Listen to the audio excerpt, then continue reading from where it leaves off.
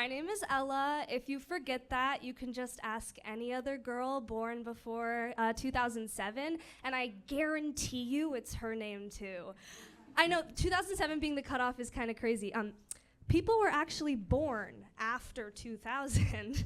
I think personally that couples got really scared that Y2K was going to be the end of the world, and they just kept pumping them out and named them all Ella. There were 7 Ellas in my elementary school, 7 of them. My individuality complex was on fire, and then that Rihanna song came out, and it ruined my life. The world ended when I was 3. I'm 20 now, which is awesome. Thanks, guys. I think it makes a lot of sense because I haven't lost my baby fat yet, but if you stare deep into my eyes, you see the shadows of World War I. Like, every night I toss and I turn in my twin-size bed, hearing echoes of gunshots and tank wheels rolling over the soil of West Germany, and then I wake up. I mean, it could be real though. When I was 8 years old, I got trench foot.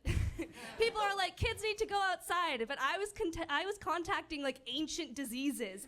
You can't get smallpox from an iPad, you just get groomed. Anyway, I'm 20, which is great because I hated being 19.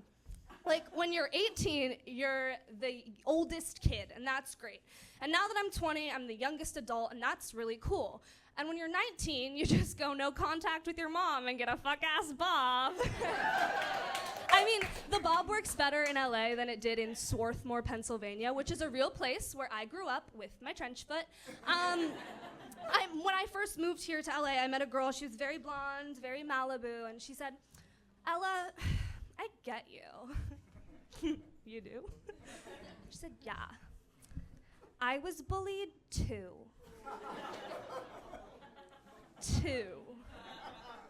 I didn't disclose that information. Maybe it was the bob, I don't know.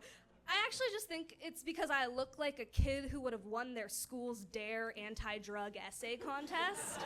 Like, I look like a kid who would ask for a saw for their 8th birthday to just cut wood. I look like a kid who would sing a duet of I'd Do Anything from Oliver with their elementary school principal for the talent show.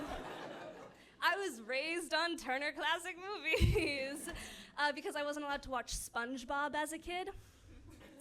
Because my parents thought the characters were too mean to each other. But they did let me watch their marriage fall apart, so... Hi, Dad. I don't know, maybe it's just like, yeah.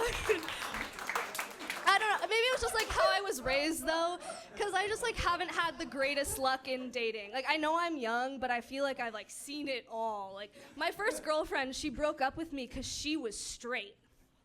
Yeah. My first boyfriend told me he had brain cancer. He didn't. I wanted to sign him up for Scientology, but then he flipped his car on the way to school, so I figured that God didn't even want him. My boyfriend now is great, like a wonderful guy. He treats me so well, he's so sweet. He's balding. Pray for him, his head is so lumpy. But it's great, having a boyfriend is awesome, but it means I'm really like getting a peek into the male psyche, which is terrifying. Like the other day he did shrooms and he came to me the next day and he was like, Ella, I could like feel how other people felt. And I was like, yeah, babe, that's empathy. I thought we all had to learn that when we were 6 and our mom made us leave behind a stuffed animal we picked up at a gift shop, but like, I guess not. Maybe I was just a weird kid. But I think that weird kids make cool adults. I don't know if it was moving from Pennsylvania or moving to LA that made me cool, but I think it has something to do with a phenomenon that like everyone here in LA wishes they were from Pennsylvania.